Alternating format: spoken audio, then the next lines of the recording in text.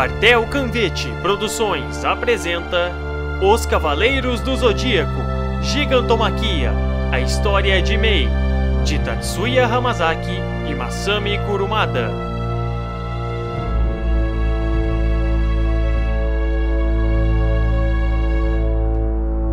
Intermissão. Vou contar a história do Mei. No santuário, Nicole relata os fatos para Shun, Yoga, Seiya e Kiki. Foi um pouco antes da revolta de Saga. Começa. Mei estava em treinamento na Sicília quando, pelo menos até onde eu sei, seu mestre ordenou uma aprovação final para que ele conquistasse a qualificação de cavaleiro. Ei! Interrompe Seiya. Isso quer dizer que na época que a gente se tornou cavaleiro, Mei também estava no estágio final do treinamento? O Mei disse que tinha perdido o direito de se tornar cavaleiro quando seu mestre foi morto na revolta de Saga.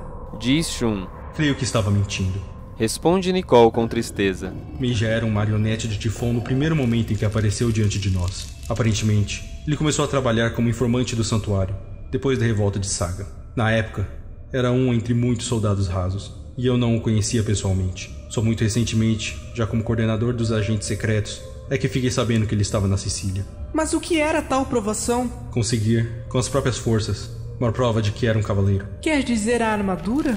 Havia um traje sagrado, lacrado juntamente com os gigas naquele templo subterrâneo do Monte Etna. Nossa, desde a época da antiga gigantomaquia? Provavelmente.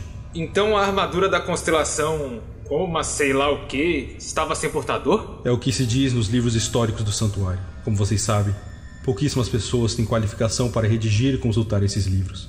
Além de Atena e o mestre, apenas alguns oficiantes. Atualmente, seríamos eu e a Yuri. A oficiante auxiliar Yuri, resgatada juntamente com Seiya por Atena, está na UTI de um hospital da Fundação Graad, viva, apesar de uma fratura craniana, talvez graças à proteção de sua constelação padroeira. E eu não sabia que esse traje existia. Como o mestre do Mei sabia? Pergunta Seiya. Bom, o mestre do Mei Nicole para por um instante com medo de continuar. era um dos cavaleiros viciosos que se aliaram à saga de gênios, com a intenção de executar Atena. É provável, porém, que ele quisesse que seu discípulo se tornasse um cavaleiro, apenas para ajudá-lo na luta contra Atena. Então faz sentido. Compreende Seiya. Naquela época, Saga ocupava o cargo de mestre do santuário, o que explica como ele ficou sabendo dessa armadura selada. Saga precisava de força para enfrentar Atena. Prossegue Nicole. Como era refém de vontades malignas, ele tinha uma sede incontida de poder. Por isso, violou um dos segredos mais profundos do santuário, traiu proibições e tentou romper o lacre da armadura protegida no templo. O Mei sabia disso? Pergunta Shun. Mei não tinha a menor ideia das intenções do seu mestre ou de seu relacionamento com Saga. Ele certamente acreditava piamente se tratar de um desafio final para se tornar um cavaleiro. Mas, ao conseguir penetrar o templo subterrâneo, Mei foi dominado pela vontade de Tifon, passando por uma espécie de lavagem cerebral parcial. Nicole faz uma nova pausa. O que aconteceu depois é suposição minha. Acredito que Tifon tinha trazido os guerreiros gigas de volta à vida através de Mei. Na verdade, o Orestes mascarado que atacou a mim e a Shun no teatro da Acrópole era Mei, que deve ter invadido o santuário logo em seguida para sequestrar a Yuri. Então aquele era o Mei. Seiya e Shun se lembram com clareza da figura do inimigo e do seu cheiro de animal selvagem. Ninguém poderia imaginar que Tifon tentaria usar o sangue dos cavaleiros em sacrifício.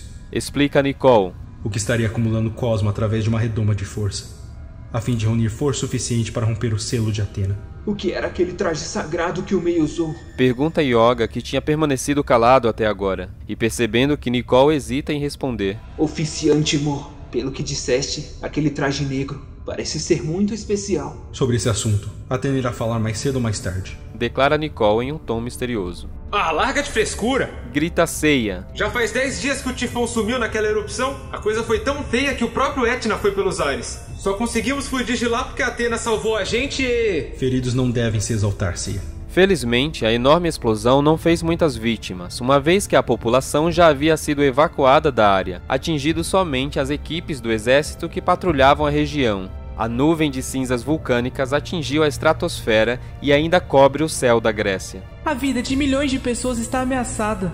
Argumenta Shun. Se essa tragédia é fruto do poder de Tifon, ninguém sabe o que ele poderá fazer no futuro. Prestem atenção. Nicole assume uma expressão mais séria do que nunca. A batalha contra os gigas que está para começar tem um significado totalmente diferente de todas as outras que vocês já travaram. Antes de mais nada, o que são os gigas?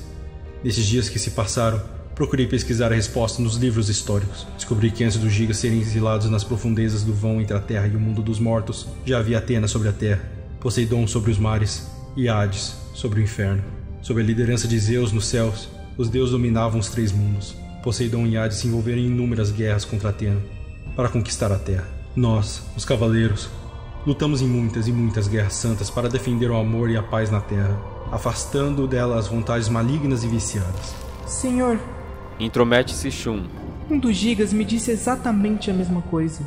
E ele questionou o que os cavaleiros de Atena defendiam. Qual foi sua resposta, Shun? As pessoas inocentes. Exatamente, os seres humanos. Mas os gigas não são humanos?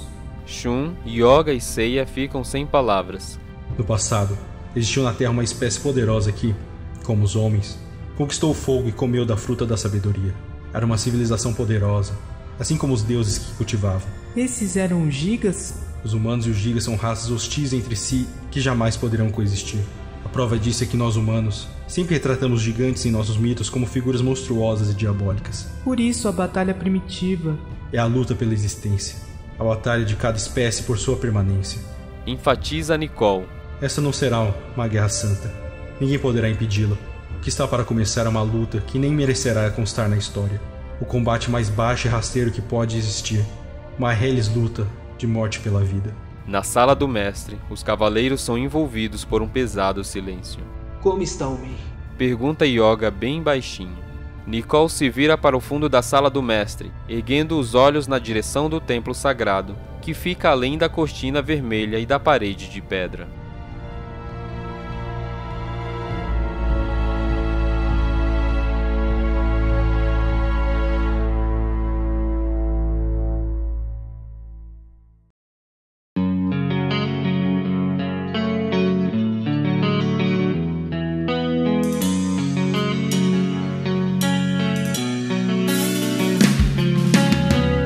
Os Cavaleiros do Zodíaco, Gigantomaquia, a história de Mei, Intermissão. Conta com as vozes de Matheus Azevedo como Nicole, Antônio Corrighiari como Seiya de Pégaso, Matheus Dias como Yoga de Cisne, Pedro Yoshiaki como Shun de Andrômeda. Direção: Lucas Saguista e Marcos Mirai. Tradução: Alberto Chihiro Suzuki. Edição de áudio e sonoplastia: Diego Piana. Encerramento: Paulo Piazza. Essa é uma produção do grupo Quartel Canvete.